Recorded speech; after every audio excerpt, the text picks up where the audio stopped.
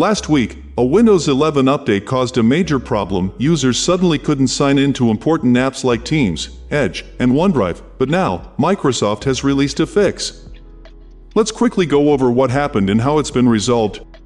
Recently, Microsoft rolled out the March Patch Tuesday security update for Windows 11 versions 25H2 and 24H2, known as KB5085516. After installing this update, many users started facing a strange issue.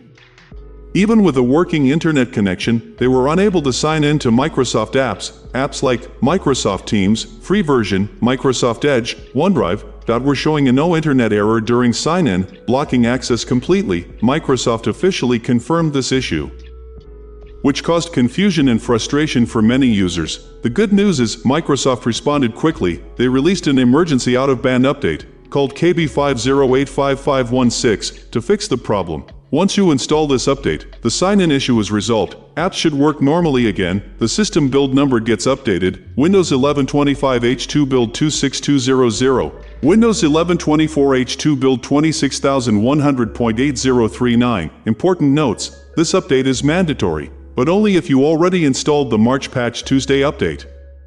KB5079473.